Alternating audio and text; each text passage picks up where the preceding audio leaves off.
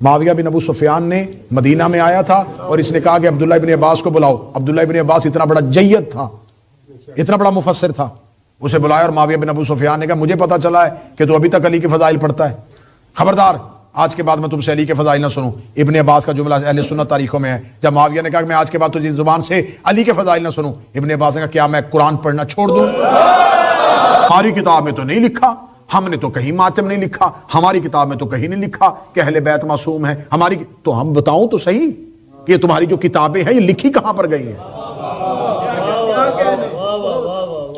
حدیث بیان کرنے پر پابندی, حدیث نشر کرنے پر پابندی. کیا پہلے خلیفہ کے دور میں صرف؟ نہیں, دوسرے خلیفہ کے دور میں اور زیادہ سختی کر دی گئی. بلکہ یہاں تک لکھا گیا اہل سنت کتابوں میں کہ دوسرے خلیفہ اپنے گورنر کوفہ کو جب بھیج رہے تھے تو قرظہ انصاری کو اسے بھیجتے ہوئے جب وہ مدینہ سے باہر آئے تو اسے کہتے تمہیں خبر ہے کہ میں تمہیں مدینہ سے باہر کیوں چھوڑنے آیا ہوں؟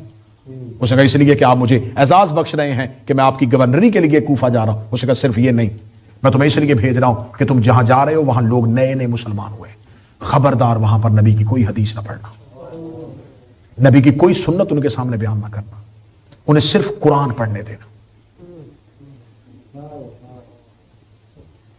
اب جب یہ دور چل رہا تھا اور یہ ایک دور چل رہا ہے, پھر اس کے بعد تیسرے خلیفہ کا دور آئے تو تیسرے خلیفہ کے دور میں 12 سال گزر گئے تھے کانوں کو حدیث سنے ہوئے.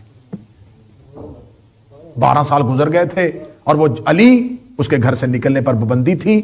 امیر المومنین مسجد میں آ کے نماز بھی نہیں پڑھا سکتے تھے. علی کو گھر کے اندر محصور کیا ہوا تھا, فرادہ نماز پڑھنے کے لیے علی کبھی کبھار مسجد میں آ سکتے ہیں لیکن علی مسجد میں باجماعت نماز ادا نہیں کروا سکتے. امیر المومنین کے چند اصحاب علی کے گھر میں علی کے پیچھے نماز ادا کرتے تھے. امیر المومنین گھر میں, اب یہ علی گھر میں ہے نہیں, یہ علی کے گھر کا دروازہ بند نہیں ہوا, یہ علم کا دروازہ بند ہو گیا. ایسا ہی کہوں نا جی, ہدایت کا دروازہ بند ہو گیا. موضوع پسند ہے سرکار, دروازہ بند ہو چکا ہے اور حدیث کوئی بیان ہی نہیں کر رہا, کہیں حدیث بیان نہیں ہو رہی. تیسرے خلیفہ کے دور میں صرف یہ نہیں ہوا کہ حدیثیں بیان کرنے پر پابندی ہوئی, تیسرے خلیفہ کے دور میں احادیث بنائی جانی شروع ہو گئی. قلت پڑ گئی ہے, قحط پڑ گیا ہے, حدیث ہے ہی کوئی نہیں. انہوں نے کہا ایسے لوگوں کو بلاؤ جو حدیثیں بنائیں, ایسی حدیث بنائیں, ایسی حدیث بنائیں کہ ان کو سونا چاندی درہم و دینار تول تول کیے جاتے تھے حدیثیں بیان کرنے. یہ سلسلہ چلتا گیا. اہل سنت کے امام ہیں, امام نسائی ان کا نام ہے. اہل سنت کی 6 بڑی کتابوں میں سے ایک بڑی کتاب سنن نسائی ان کی ہے. جہاں جا کے انٹرنیٹ پہ سرچ کیجئے گا امام نسائی کی موت کی وجہ کیا بنی. اپنے اماموں کے بارے میں پوچھ لو, چلے ہمارے امام کچھ ہو, یہ پتا کرو میں اہل سنت سے مخاطب ہوں کہ امام نسائی کی موت کی وجہ کیا بنی. امام نسائی کی موت کی وجہ بنی, یہ امام المحدثین تھا, اسے بڑی حدیثیں یاد تھی. یہ دمشق گیا, جب یہ دمشق پہنچا تو اس نے دیکھا کہ دمشق میں ممبروں پہ علی کو گالیاں دی جا رہی. گلیوں میں لوگ اگر کسی کو بری گالی دینی ہوتی تھی تو اسے علی کے نام سے مخاطب کر رہے ہیں. یعنی کہ لفظ علی جو قرآن میں عزت کے طور پہ آیا ہے شام میں گالی کے طور پہ دکھا جا رہا ہے. یہ بزرگ تھا, اس نے دمشق کی مرکزی مسجد میں تمام شام کے علماء اور محدثین کو بلایا. اسے کہا آؤ اکٹھے ہو کے میں تم سے کوئی خطاب کرنا چاہوں. مسجد اموی کھچا کھچ بھر گئی. مدینہ سے امام نسائی آئے ہیں, ان کا خطبہ سننا ہے. جب ساری مسجد بھر گئی تو یہ خواص بیٹھے ہوئے تھے, عوام نہیں بیٹھے ہوئے, علماء محدثین بیٹھے ہوئے تھے, مفتی بیٹھے ہوئے تھے. اس نے منبر پہ جا کر علی کے فضائل پڑھنے شروع کر دیے. شام کے کانوں نے کبھی علی کا فضائل سنا ہی نہیں تھا. کیونکہ یہ کس کے فضائل پڑھ رہا ہے, کس علی کی بات کر رہا ہے. اور وہ حدیث پہ حدیث, رسول کی حدیث پہ حدیث. میں نے نبی کو یہ کہتے سنا, نبی نے یہ کہا, سند کے ساتھ نبی کی حدیثیں علی کی شان میں پڑھ رہے. اگلے دن پھر لوگ آئے, انہوں نے پھر علی پڑھا. 3 دن میں انہوں نے 180 حدیثیں شام والوں کو علی کی شان میں سنا. آج بھی وہ 180 حدیثوں پر مشتمل امام نسائی کی کتاب ہے خصائل علی, اردو میں بھی اس کا ترجمہ ہو چکا ہے. 30 دن خبر پہنچ گئی کہ یہ تو علی کے فضائل پڑھے جا رہے ہیں. تو بنی امیہ کے کرندے اور بدماش نوجوان آگے آ کے بیٹھ گئے. اسے کھڑے ہو گئے, سن امام نسائی, 30 دن ہو گیا ہم تیری زبان سے سوائے علی کے کچھ نہیں سن رہے. حاکم شام کے بارے میں کوئی حدیث سنا. یہ حقیقت ہے. میں تمہیں نسائی کی موت سنانے لگا ہوں. حاکم شام کے بارے میں کوئی حدیث سنا؟ اس کا کس کے بارے میں؟ اس کا معاویہ بن ابو سفیان کے بارے میں. اس کا میں نے نبی سے کوئی حدیث نہیں سنی. انہوں نے کہا ہم تمہیں ممبر سے نہیں اترنے دیں گے. کوئی حدیث سنا؟ تیسرا دن ہے تو ہماری مرکزی مسجد میں بیٹھ کے علی کے فضائل پڑھ رہا ہے. اسے تھوڑی دیر کے لیے آنکھیں بند کی. اس نے کہا ہاں مجھے ایک حدیث یاد آ گئی. ہاں وہ حدیث تھی، باقاعدہ حدیث تھی. اس نے کہا میں نے سنا ہے کہ مصطفیٰ، اور سند پڑھی حدیث کی. سند پڑھنے کے بعد اس نے کہا میں نے مصطفیٰ کی یہ حدیث سنی ہے بہترین سند کے ساتھ کہ نبی نے فرمایا تھا کہ اللہ تیرا پیٹ کبھی نہ بھرے، تیرا شکم کبھی سیر نہ ہو. بس اس نے یہ حدیث بیان کی اور انہوں نے اس کو زمین پر گرایا اور گرا کے اس کو اتنا مارا کہ زخمی حالت میں صرف مکہ تک پہنچا اور مکہ جا کے اس کی موت ہو گئی. یعنی کہ اپنوں میں سے بھی کوئی اگر علی پڑھتا تھا تو وہ امام ہی کیوں نہ ہو، اسے مجمع کے اندر مارا جاتا تھا. جاؤ جا کے پوچھو کہ مستدرک حاکم، جس کی کتاب بہت بڑی ہے اہل سنت کی، حاکم نیشا پوری کی موت کی وجہ کیا بنی تھی؟ فضائل علی. آپ کے یار اس دور کے لوگ کیسی باتیں کرتے تھے، جو علی پڑھتا تھا اسے مار دیا کرتے تھے. تم 2025 میں آ جاؤ، تم اپنے ارد گرد نظر دوڑا لو. اس دور کے مولانا طارق جمیل نے صرف مولا کا ترجمہ کیا تھا. انہیں مسجد میں نماز پڑھانے پر پابندی لگ گئی.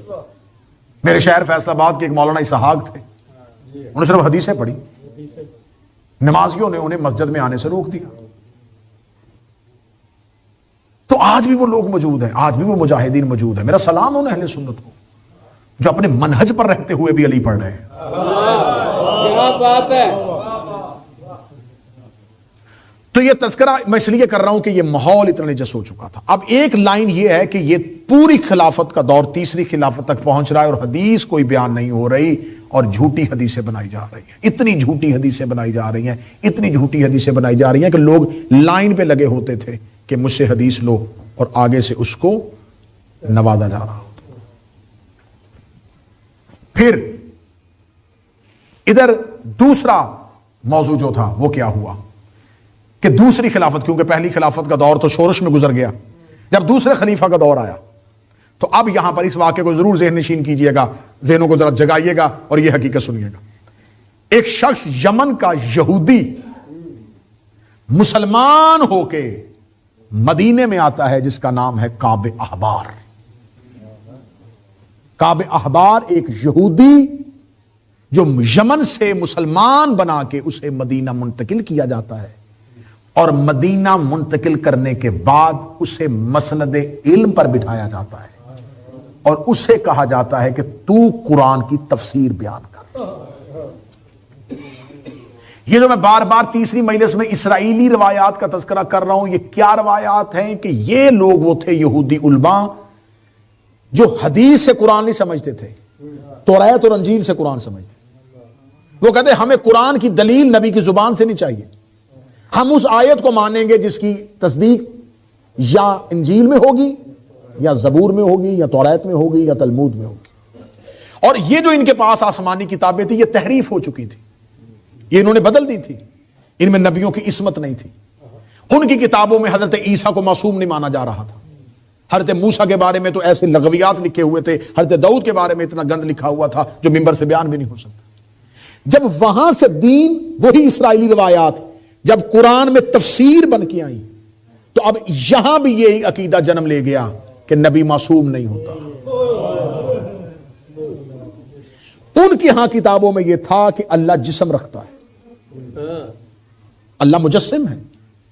یہی روایتیں جب مسلمانوں میں آئیں تو انہوں نے لکھا کہ شب معراج رسول کہتے کہ میں نے اللہ کو ایک خوبصورت نوجوان کی شکل میں دیکھا جو سونے کے جوتے پہنے ہوئے تھے. یہ روایت اسلام میں کہاں سے آئی؟ یہودیوں سے. اور یہودیوں کو مسند میں کس نے بٹھایا؟ ان نام نہاد مسلمانوں نے جو منافق بن کے اسلام کے اندر آئے تھے. سبحان اللہ. یہ جو ہمیں کہا جاتا ہے شیعہ مذہب یہودی کی پیداوار ہے، آؤ میں بتاؤں کون کون سا مذہب یہودی کی پیداوار ہے. یہ کعب احبار کون تھا؟ اب آؤ سنو کعب احبار کے جو پہلے دو شاگرد تھے وہ کون تھے. اہل سنت کتابیں بیان کر رہا ہوں، اور الحمدللہ مجھے فخر ہے کہ حقائق پہنچ رہے ہیں۔ یہ اہل سنت نوجوان بیٹھا، اس نے کل ہی علی ولی اللہ کا کلمہ پڑھا مجلس کے بعد۔ یہ حقائق پہنچے نسلوں تک تاکہ انہیں ہم اچھے طریقے سے دعوت دے کر حق تک پہنچائیں۔ کعب احبار نے جو پہلے 2 شاگرد بنائے، ان میں سے پہلے شاگرد کا نام ہے حضرت ابو ہریرہ، ماشاءاللہ، کیونکہ یہ بھی یہودی سے مسلمان ہوئے تھے۔ یہ کعب احبار کے ساتھ ان کے پہلے بھی تعلقات تھے۔ جب وہ آیا تو انہوں نے پہلا شاگرد جس کو باقاعدہ طور پر شاگردیز بنایا وہ حضرت ابو ہریرہ تھا۔ دوسرا شاگرد عمرو بن عاص کا بیٹا تھا، اور ان دونوں میں سے عبداللہ بن عمرو بن عاص اور ایک ابو ہریرہ مسلمانوں کی سیاستہ میں ایک کے پاس 5,500 حدیثیں ایک سے لی گئی ہیں، ایک سے 3,500 لی گئی، اور دونوں یہودی کے شاگرد ہیں جو کعب احبار سے پڑھ رہے تھے۔ تیسرے خلیفہ کے دور میں یہی کعب احبار جو ہے، اسے تیسرا خلیفہ بٹھا کے کہتا کہ میں تمہیں بلا رہا ہوں، دیکھنا تاریخ کا ظلم دیکھنا، سنی کتاب سے پڑھ رہا ہوں۔ کعب احبار کو بلایا تیسرے خلیفہ نے، اپنے تخت کے قریب اسے بہترین کرسی پہ بٹھایا، اور کرسی پہ بٹھا کے کہنے لگا کعب احبار سے کہ تم سے ایک شرعی مسئلے کے بارے میں پوچھنا ہے کہ عبد الرحمن ابن عوف جو ہے وہ اپنی کچھ دولت دنیا میں چھوڑ کے چلا گیا ہے، تو اس کے لیے کیا صدقہ اور زکوٰۃ نکالنی پڑے گی؟ اس نے کہا نہیں، میں نے عبد الرحمن بن عوف کو اپنی زندگی میں دیکھا ہے، وہ صدقہ اور زکوٰۃ باقاعدگی سے نکالتا تھا، اب اس کے مال سے نکالنے کی ضرورت نہیں ہے۔ جب کعب احبار نے دربار میں یہ مسئلہ بتایا، ابو ذر غفاری چیخ مار کے اٹھا، اور ابو ذر غفاری نے پتھر اٹھایا اس طرف، اے یہودن کے بیٹے، تو بتائے گا اسلام کیا ہے؟ اے یہودیہ ماں کے بیٹے، تو بتائے گا قرآن کیا ہے؟ خبردار قرآن کی غلط تشریح نہ کر۔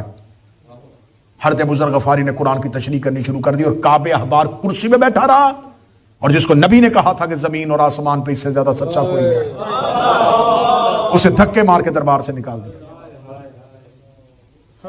جاؤ، یہ میرا پیغام جہاں جہاں میرے اہل سنت بھائی ہیں ان تک پہنچاؤ کہ نبی نے فرمایا تھا کہ زمین 4 لوگوں کی وجہ سے قائم ہے، جنت 4 لوگوں کا انتظار کر رہی ہے۔ بار بار 4 کا لفظ کہا، 4 کا لفظ کہا، جن 4 صحابہ کے بارے میں رسول بار بار کہتے رہے، سلمان، ابو ذر، مقداد، عمار۔ میں منبر پہ کہہ رہا ہوں کہ مجھے کوئی اہل سنت میری زندگی کے آخری سانس تک کوئی نوجوان اپنے علماء سے لا کے بٹھائے، پہلی 3 خلافتوں کے دور میں ان 4 کو کوئی عہدہ کیوں نہیں دیا گیا؟ کل کا کلمہ پڑھنے والے کوئی مصر کا گورنر، کوئی کوفے کا حاکم، کوئی بیت المال میں بیٹھا ہے، کوئی زکوٰۃ تقسیم کر رہا ہے۔ ان جید شخصیات کے ہوتے ہوئے ہمیں بتایا جائے ان کو کوئی عہدہ کیوں نہیں ملا؟ ابو ذر کو مدینے میں کوئی باقاعدہ عہدے پہ کیوں نہیں بٹھایا گیا؟ سلمان کو کسی جگہ کا مشیر بنا کے کیوں نہیں بھیجا گیا؟ اسلامی لشکر پہلے خلیفہ کا دور تو نہیں، دوسرے خلیفہ کے دور میں باقاعدہ گئے، ایران تک لشکر گئے، روم تک لشکر گئے، کسی لشکر کی سربراہی علی نے کیوں نہیں کی؟ خاندان بنی ہاشم میں سے کوئی نہیں گیا۔ کیا یہ لڑنا بھول گئے تھے؟ کیا اب انہیں تلوار چلانی نہیں آتی تھی؟ کیا اب ابو ذر سچا نہیں رہا؟ کیا سلمان من اہل بیت نہیں رہا؟ پھر دونوں میں سے بریڈ فوڈ والوں ایک بات ہے، یا وہ 4 اس اہل نہیں تھے، یا پھر حکومت اس اہل نہیں تھی۔ یا پھر بتاؤ ان 4 میں یہ اہلیت نہیں تھی، یا پھر مانو کہ حکومت میں اہلیت نہیں تھی کہ وہ ان سے کوئی منصب لیتے۔ باقاعدہ طور پر پھر دوسرا نام وہب ابن منبع۔ وہب ابن منبع یہ بھی وہ شخص ہے جو یہودی سے مسلمان ہو کے آیا، اس کو باقاعدہ طور پر عزت دی گئی، اس کو باقاعدہ طور پر مسند میں بٹھایا گیا، اور اس سے حدیث بیان ہونی شروع۔ عبداللہ ابن سلام یہودی سے مسلمان ہو کے آیا، باقاعدہ طور پر مسلمانوں نے اسے مسند علم میں بٹھایا، اس سے حدیثیں لی، اس سے تفاسیر قرآن کی لکھوائی، اور یہ سب کچھ مرتب ہوتا رہا، اور دین اور فقہ اہل بیت سے نہیں لی جا رہی۔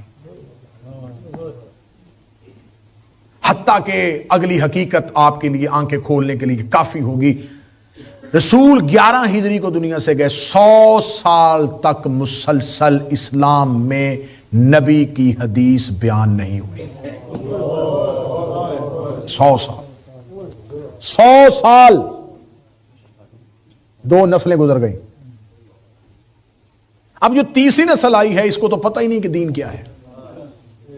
انہوں نے تو وہ یہودیوں والا دین لیا, اسرائیلی روایات لی, بدلی ہوئی تفسیریں, بدلی ہوئی حدیثیں, بدلی ہوئی فقہ. آج میں اہل سنت بھائیوں سے سوال کرتا ہوں کہ ضد چھوڑیں, خدا را تنہائی میں بیٹھ کے سوچیں. آج تو میں تمام دنیا کے مسلمانوں میں باقی اماموں کی فقہ مل رہی ہے, اہل بیت کی فقہ کہاں ہے؟ جس کو رسول نے اپنی زبان چسائی تھی,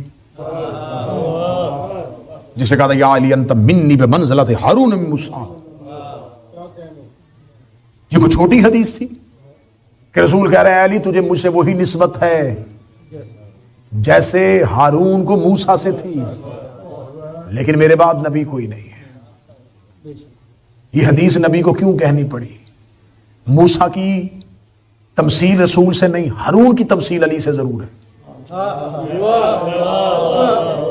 چلے میں ایک اشارہ دے دیتا ہوں, لمبی تفصیل میں لے جاؤں گا کیونکہ یہ موضوع سے خارج ہو جاؤں گا, کہ جب موسیٰ طور پہ گئے تھے تو پیچھے ہارون کو چھوڑ کے گئے.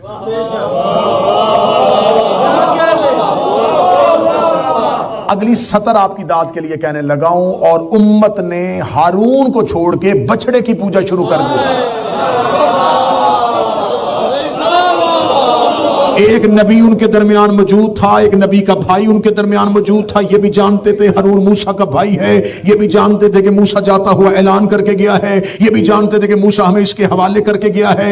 اتنا جاننے کے باوجود انہوں نے ہارون کے بدلے میں کوئی انسان سامنے نہیں کیا, کوئی قابل قدر بندہ سامنے لے کے آئے, کوئی اہل علم سامنے نہیں لے کے آئے. انہوں نے ایک جانور کی پوجا کرنی شروع کر دی. اللہ جب کسی قبیلے پر, کسی نسل پر قہر نازل کرتا ہے تو انہیں اپنی حجتوں سے نکال کے جانوروں کے آگے سجدے کروا دیتا ہے, انہیں سامری کے بچڑے کی پوجا شروع کروا دیتا ہے. خدا کا سب سے بڑا یہ قہر ہوتا ہے, خدا جب کسی امت پہ ناراض ہوتا ہے انہیں اپنی حجتوں سے محروم کر کے جانوروں کے آگے سجدہ کرنے میں مجبور کر دیتا ہے. یہی وجہ تھی جب سلمان محمدی بازار سے گزر رہے تھے تو دربار میں کسی کی بیعت ہو رہی تھی. سلمان بھاگ کے علی کے پاس گیا, کہنے لگا یا علی آپ گھر میں بیٹھے ہیں, وہاں اس کی بیعت ہو رہی ہے. بیعت نہیں ہو رہی, بچڑے کی پوجا ہو رہی ہے, کوئی بیعت نہیں ہو رہی, بچڑے کی پوجا.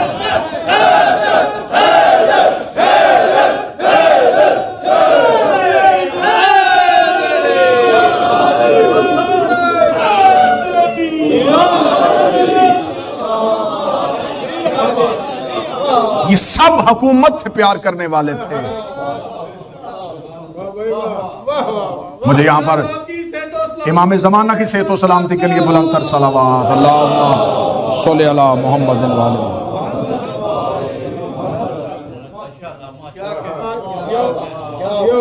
اور مجھے جملے یاد آ گئے یہاں پر بابا سائیں مخدوم سبتین نقوی صاحب کے. انہوں نے اپنی کتاب نور سبتین پہ لکھا ہے کہ ذات سے پیار کرنا اور ہوتا ہے, صفات سے پیار کرنا ہوتا ہے. صفت سے نہیں, ذات سے پیار کرو. صفتیں بدل جاتی ہیں, ذات نہیں بدلتی. ایک بہترین وکیل ہوتا ہے, جب تک وکیل ہے تب تک اس کی صفت ہے. وکالت چھوڑ دی, صفت ختم ہو گئی. طبیب ہے, ڈاکٹر ہے, انجینئر ہے, خطیب ہے, ذاکر ہے, صفت سے پیار نہ کرو, ذات سے پیار. یہی وجہ تو علی نے کہا تھا کہ میں تیری صفت کی وجہ سے تجھ سے محبت نہیں کر رہا, کیا بات ہے, میں تو اس اہل ہے. اس جملے پر مجلس اجاز بھائی تمام ہو جائے. اللہ ارشد بھائی کو صحت دے. میں نے اس لفظ پہ کہ علی فرما رہے ہیں کہ تو اس اہل ہے. اب اتنا مجمع بیٹھا ہوا 2025 ہے, 12 سال کی میری اور آپ کی ملاقاتیں, ہم ایک دوسرے کو نہیں سمجھتے کہ کون کس اہل ہے.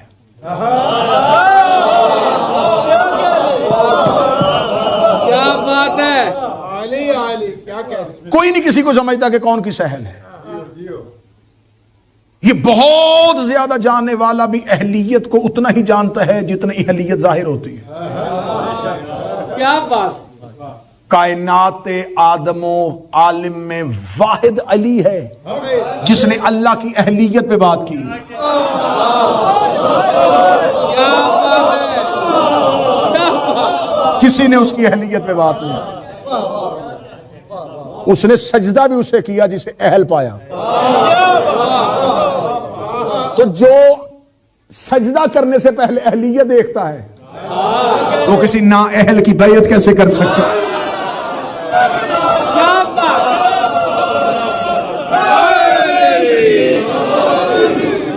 اور سائیں نے جملہ کہا تھا کہ اللہ اس جملے کا ثواب ان کی روح کو پہنچائے. یقیناً جہاں بھی ہوں گے مالک کے پہرے میں. انہوں نے کہا تھا کہ جتنا دین ہے یہ مصطفیٰ کی صفات کا ہے. نماز ذات مصطفیٰ سے نہیں ملی، صفات سے ملی، کیونکہ رسالت محمد رسول اللہ نبی کی صفت ہے، محمد نبی کی ذات ہے. دین رسالت سے ملا ہے، رسالت ذات نہیں ہے، رسالت صفت ہے. لوگوں نے نماز صفت سے لی ہے، روزہ صفت سے لی ہے، زکوٰۃ صفت سے لی ہے، حج صفت سے لی ہے. یہ جتنا دین ہے یہ صفتوں سے ملا ہوا ہے. تو آپ بتاؤ محمد کی ذات نے کیا دیا ہے؟ لوگوں نے جو دین لیا ہے یہ محمد کی صفات سے لیا ہے. اور جو محمد کی ذات ہے، علی محمد کی ذات کا نام، حسن محمد کی ذات کا نام ہے، حسین محمد کی ذات کا نام ہے، الفاطمۃ بضعۃ منی زہرا محمد کی ذات کا نام. اور ہم صفات سے پیار کرنے والے لوگ نہیں، ہم ذات سے پیار. صفات سے پیار کرنے والے لوگ آج تک یہ سوچ رہے ہیں کہ وضو ٹوٹتا کیسے ہے، غسل ہوتا کیسے ہے. کیا بات ہے. صفات والے یہ ڈھونڈ رہے ہیں کہ احرام کیسے باندھا جاتا ہے، کعبے کے طواف کے چکر اتنے کیوں ہیں، زکوٰۃ اتنی کیوں دی جاتی ہے. لیکن جو ذات سے محبت کرتے ہیں وہ یہ نہیں سوچ رہے، وہ یہ سوچ رہے ہیں علی کی بیعت کیوں نہیں کی، کیا بات ہے. حسن سے بیعت کیوں مانگی، کیا بات. حسین سے سوال کیوں کیا. ہم ذات سے جڑے ہوئے لوگ ہیں، ہم صفات کو ماننے والے صرف نہیں، ہم صفات کے ساتھ ذات کو ماننے والے. اب یہ پورے کا پورا جو دور تھا، یہ دور اتنا نجس اور اتنا ناپاک ہو چکا تھا کہ الہی نظام کے مقابلے پر باقاعدہ ایک نظام ترتیب دے دیا گیا تھا. اب وقت بڑا تمام ہو رہا ہے اور اتنا میٹر ہے کہ مجھے سمجھ نہیں آ رہی کہ 2 مجلسوں میں کہاں جاؤں گا. مجھے یاد یہ تھا کہ میں اس مجلس کو آج یہیں پر تمام کروں اور کل جناب سیدہ کے خطبے پہ آ کے اگلی 2 مجلسیں جناب سیدہ کی بارگاہ میں ہدیہ کریں گے. بس یہاں پر ایک چھوٹا سا واقعہ میں آپ کو کوٹ کر دیتا ہوں. پہلے خلیفہ کا دور ہے اور پہلے خلیفہ کے دور میں خالد بن ولید ایک لشکر لے کے جاتا ہے، ایک جنگ یرموک کے لیے جب لشکر نکلتا ہے. تو جب یہ نکلتا ہے تو اسے عراق میں جہاں پہ آج کربلا ہے، کربلا سے آگے جائیں تو ایک جگہ عین التمر، جب یہ عین التمر، عین کنویں کو کہتے ہیں، تمر کھجور کو کہتے ہیں، کوئی کھجوروں والا کنواں تھا جس کی وجہ سے جگہ مشہور ہے عین التمر. وہاں پر خالد بن ولید کو گزرتے ہوئے ایک کلیسا ملتا ہے، ایک چرچ ملتا ہے جس کا باہر دروازہ بند ہوتا ہے، لاک لگا ہوتا ہے. وہ اس تالے کو توڑتا ہے، جب دروازہ کھولتا ہے تو اندر 40 بچے بیٹھے ہوئے، اور وہ 40 بچے جو تھے وہ آسمانی دیگر کتابوں کے حافظ تھے، عیسائی تھے اور ان کو آسمانی صحیفے زبانی یاد تھے، اور وہ صرف رومنز یا عبرانی نہیں بولتے تھے، وہ عربی بھی جانتے تھے. یہ ان 40 بچوں کو گرفتار کرتا ہے اور 40 بچوں کو گرفتار کر کے، آپ اس کو بھی گوگل پہ جا کے انٹرنیٹ پہ لکھے گا عین التمر کا واقعہ تو آپ کو پوری ڈیٹیل نیچے آ جائے گی. یہ ان 40 بچوں کو لے کے مدینے آتا ہے اور مدینے آ کر یہ 40 بچے مدینہ کے بڑے گھروں میں غلام بنا کے دے دیے جاتے ہیں. اب یہ 40 بچے جو عیسائی تھے، جنہیں آسمانی یعنی کہ کسی عیسائی مدرسے سے لے کے آیا تھا اور ایجوکیٹڈ تھے، پڑھے لکھے تھے، عیسائی تعلیمات کو جانتے تھے، اور اس معاشرے میں آ گئے، ایسے ماحول میں آ گئے جن کو کچھ بھی نہیں پتا. ان بچوں کو مسلمان کیا گیا، ظاہری طور پر ان کو بتا دیا گیا اب یہ مسلمان ہو گئے، لیکن ان کے اندر آسمانی کتابوں کا علم تھا. انہی 40 نے بڑے ہو کے اسلام پہ فتوے دیے. یہ 40 کے 40 اسلام کے سکولر بنے ہیں. اب اگلا سچائی سنیے گا. رسول کے بعد جو سب سے پہلی کتاب سیرت کی لکھی گئی ابن اسحاق. ابن اسحاق کا جو دادا تھا یہ سار، وہ انہی 40 بچوں میں سے تھا. جو سب سے پہلی کتاب لکھے گی ابن اسحاق والی کتاب، وہ اس کا دادا یسار جو تھا، اسحاق کا جو باپ تھا یسار، وہ انہی 40 بچوں میں سے تھا جو عیسائی تھے اور انہیں مسلمان بنا کے مدینے میں لایا گیا تھا، اور انہیں مدینے میں مسند علم میں بٹھا دیا گیا کہ تم عربی بھی اچھی بول لیتے ہو اور کتابوں کا علم بھی تمہارے پاس ہے، تو تم تفسیر بیان کر دیا کرو۔ ان سے جو تفسیریں لی، انہی کی نسل میں آنے والے نے مسلمانوں کی سب سے پہلی سیرت کی کتاب لکھی۔ ابن حزام سے عمر بن عبدالعزیز نے جب اسلامی سیرت کی کتاب لکھوائی تو یہ حقائق ہیں کہ اس کو اتنا نوازا گیا کہ اس کی جو منتھلی سیلری اور تنخواہ تھی وہ 3000 دینار تھی، جو آج کے مطابق $50,000 بنتی۔ اس کو مہینے کا $50,000 دیا جاتا تھا، اور اسے کہا جاتا کہ تم نے وہ سیرت لکھنی ہے جس میں اہل بیت کا لفظ بھی نہ ہے۔ یہ ابن حزام کی سیرت ہے جو اس نے لکھی، جو زہری سے بٹھا کے لکھوائی گئی۔ یہ وہ سیرت ہے جس میں اسے کہا گیا کہ یاد رکھنا اس میں کہیں کسی بھی جگہ پر صرف علی نہیں، عبداللہ ابن عباس کا تذکرہ بھی نہ ہے، یعنی کہ ان کو صرف اہل کساء نہیں، خاندان اہل بیت میں عبداللہ ابن عباس بھی بارے میں نہیں تھے، کیونکہ اموی تھے نا، اور عباسیوں کے ساتھ دشمنی بھی تھی۔ حضرت عباس کی جو عباس ابن عبداللہ کی نسل جو عباسی بننے تھے، ان کے ساتھ دشمنی بھی تھی۔ انہوں نے کہا ہمیں عبداللہ ابن عباس بھی نہیں چاہیے۔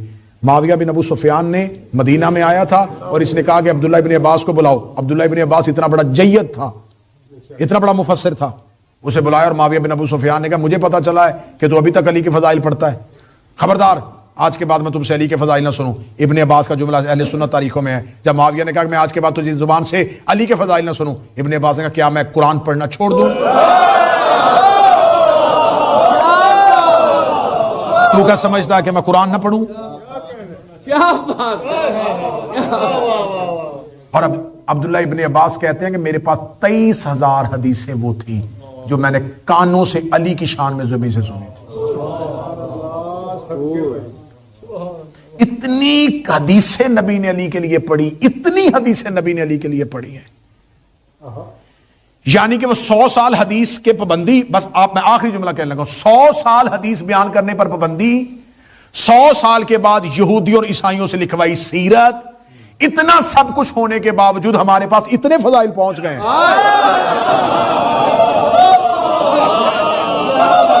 کیا بات! کہ ہم ممبر پہ ہلکا سا پڑھتے ہیں۔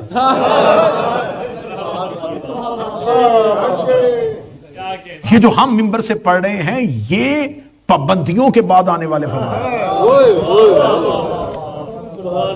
یہ پابندیوں سے نکلے ہوئے فضائل، اور نبی کو پتا تھا یہ علی سے بغض رکھتے، اور نبی ان تک علی کے فضائل پہنچاتے کیسے تھے؟ نبی نے ایک دن مولا امیر المومنین سے کہا، یہ اہل سنت کتابوں میں واقعہ آیا ہوا ہے، نبی نے مولا علی سے فرمایا کہ علی تم صبح جانا اور آبادی سے باہر جا کے سورج تم سے کوئی بات کرے گا۔ نبی نے نا مسجد میں اونچی آواز میں علی سے یہ بات کہی، جو نماز پڑھ رہے تھے انہوں نے سنا، اب وہاں سے نماز تمام، انہوں نے ایک دوسرے سے کہا کہ ہم نماز پڑھ رہے تو سن بھی رہے تھے، اس نے کہا کہ سورج تم سے بات کرے گا۔ یہ کیا ہو گیا؟ سورج علی سے بات کرے گا؟ صبح چلتے ہیں۔ اب اگر کسی کو پتا چلے کہ صبح سورج نے بولنا ہے تو کتنی دنیا دیکھنے کے لیے جائے گا؟ ڈھیر لگ گیا لوگوں کا، گئے اور جا کے کہا کہ دیکھیں سورج علی سے کیا بات کرتا ہے۔ سورج طلوع ہوا، علی نے فرمایا السلام علیکہ، تم پر سلام ہو۔ سورج کی آواز ہے علیکہ السلام یا امیر المومنین، یا اول ہو یا آخر ہو یا ظاہر ہو یا باطن ہو۔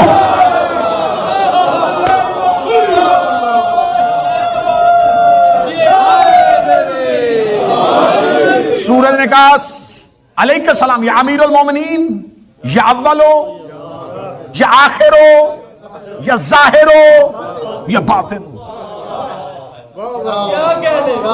سورج غالی ہو گیا، بندے دوڑے رسول کی طرف، انہوں نے کہا آپ نے سورج کو آپ نے کہا تھا علی سے بات کر، یہ کیا؟ ہم نے اپنے کانوں سے سنا ہے کہ سورج نے علی کو اول کہا ہے۔ آخر کہا ہے، ظاہر کہا ہے، باطن کہا ہے۔ اول تو اللہ، آخر بھی اللہ، ظاہر بھی اللہ، باطن بھی اللہ۔ یہ سورج نے علی کو وہ کیوں کہا جو ہم اللہ کے بارے میں کہتے ہیں؟ سورج علی کو وہ کہہ رہا ہے جب اللہ کو کہتے ہیں۔ رسول میں سنو سنو سنو سنو سنو، میں بتاتا ہوں سورج نے کیا کہا ہے۔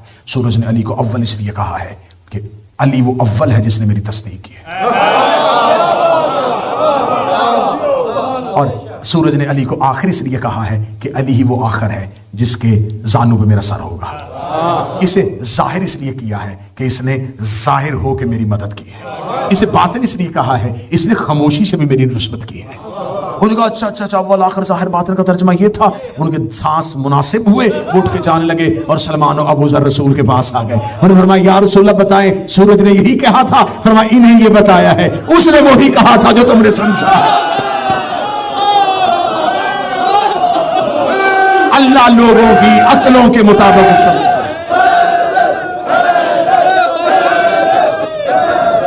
یہ ان کے لیے۔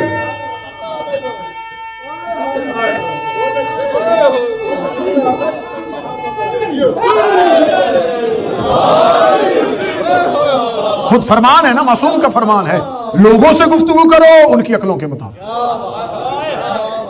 رسول نے فرمایا ان کے لیے بتایا۔ یہی تو وجہ ہے کہ معصوم کہتے ہیں کہ قرآن کی ہر ایک تفسیر اس کے 70 ظاہر ہے 70 باطن۔ دنیا ظاہر میں الجھی ہوئی ہے اور علی باطن میں چھپا ہوا ہے۔ تم قرآن کے صفحات سے علی ڈھونڈ رہے ہو، علی قرآن کی روح کے اندر ہے۔ اتنی پابندیوں کے باوجود یہ دین ہم تک پہنچ گیا، علی کے فضائل ہم تک پہنچ گئے، کیونکہ رسول بہانے ڈھونڈتے تھے علی پڑھنے کے لیے۔ رسول کو پتا ہوتا ہے جیسے میں نے ممبر پہ علی پڑھنا اور سامنے چہرے بگڑ جانے، کل کو مسجد میں رش کم ہو جائے گا، لوگ نہیں آئیں گے کیونکہ یہ علی برداشت نہیں کرتے۔ اب رسول بہانے، میرے پاس ایک لمبی فہرست ہے، ایک ایسے میں نے حدیث کو اکٹھا کیا ہے جس میں رسول اللہ نے بہانوں سے علی پڑھا ہے۔ جیسا کہ میں نے ابھی یہ کہا کہ سورج کو سلام کر دینا، رسالت میں آپ ایک دن بیٹھے ہوئے تھے، کچھ صحابہ کرام بیٹھے ہوئے، انہوں نے کہا یا رسول اللہ کاروبار کر رہے ہیں، منافع نہیں ہو رہا، ہمارے لیے کوئی دعا فرمائے۔ رسول نے فرمایا میں تمہیں ایک ایسے شخص کے بارے میں بتاؤں کہ جس کا آج صبح اس نے بیچا بھی کچھ نہیں، خریدا بھی کچھ نہیں، اور کمایا بھی اتنا ہے کہ اللہ نے اس کا سرمایہ اپنے عرش پہ محفوظ کر لیا۔ یا رسول اللہ وہ کون ہے؟ فرمایا وہ ابھی جو مسجد کے دروازے کے آگے سے گزرے گا۔ ان کی نظریں چلی گئی، کون ہو سکتا ہے وہ؟ نہیں، یہ دیکھیں نا، جلدی نہیں کرنی ہے، نظریں ان کی دروازے پہ تھی، کون ہوگا؟ جب انہوں نے دروازے کی طرف دیکھا تو ایک غریب صحابی انصاری پھٹے ہوئے کپڑے، وہ مسجد کے آگے سے گزر گیا۔ اس کو گزرتے ہوئے دیکھا، انہوں نے رسول کی طرف دیکھا، رسول نے یہی ہے۔ نشانی کیا بتائی تھی؟ اس نے بیچا بھی کچھ نہیں، خریدا بھی کچھ نہیں، تجارت اتنی اچھی کی ہے، اتنا نفع ہوا ہے اس کو کہ اللہ نے اس کے نفع کو اپنے عرش پہ بھی محفوظ کر لیا۔ انہوں نے کہا اس کے حالت تو نہیں بتا رہی، یہ کوئی منافع کما کیا ہے؟ دوڑے اس کی طرف، اب یہ بہانہ ہے علی پڑھنے کا، دوڑے اس کے پیچھے، اس کو جا کے کہنے گیا رک رک رک رک رک، صبح کچھ بیچا ہے؟ کچھ نہیں۔ خریدا ہے؟ نہیں۔ آج تو نے کیا ایسا کیا ہے جو نبی کہہ رہے تو نے بہت کچھ کمایا ہے؟ اس کا بازار کی طرف جا رہا تھا، سوچ رہا تھا وہیں سے کچھ خریدوں گا، وہیں پہ کچھ بیچ دوں گا، جیب میں ہاتھ ڈالا، میرے پاس کچھ خریدنے کے لیے نہیں تھا۔ میں نے کہا جب خریدنا نہیں تو پھر بیچنا کیسا؟ بازار کی طرف جاتے جاتے میرے ذہن میں خیال آیا بازار میں بھی جا کے اپنا دل ہی خراب کرنا، جاؤ مسجد میں جا کے علی کی زیارت کر دو۔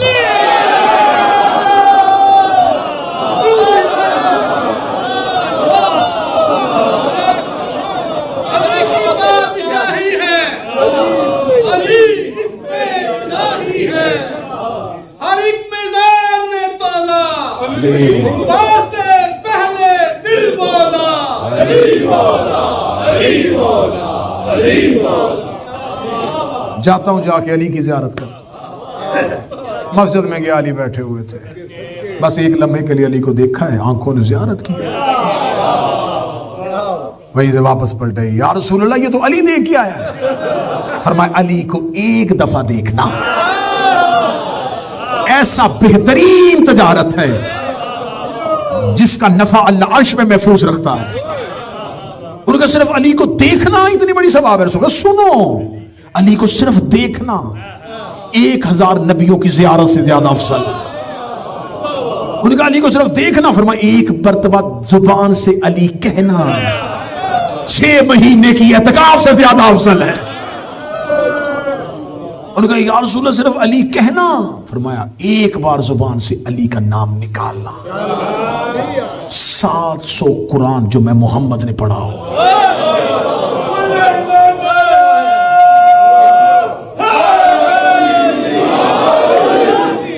رسول کے چہرے کی رنگت بدل گئی. یہ سوال کرتے گئے، نبی فضائل پڑھتا گیا، سوال کرتے گئے، نبی فضائل پڑھتا گیا، حتیٰ کہ بے ساختہ یہ اٹھ کے یہ کہتے ہوئے دربار رسالت سے نکلے، یہ تو علی کے عشق میں مجنون ہو چکا ہے، علی کی محبت میں دیوانہ ہو چکا ہے. یہ بہانے تھے رسول کے پاس علی پڑھنے کے. کیسے علی پہنچایا؟ بس یہ جو اتنا بڑا سسٹم بن چکا تھا ولایت علی کو روکنے کے لیے، اس اتنے بڑے سسٹم کے اندر، اتنے بڑے نظام کے اندر اس دیوار کو گرانے کے لیے اللہ کو زہرا کی ضرورت پڑی.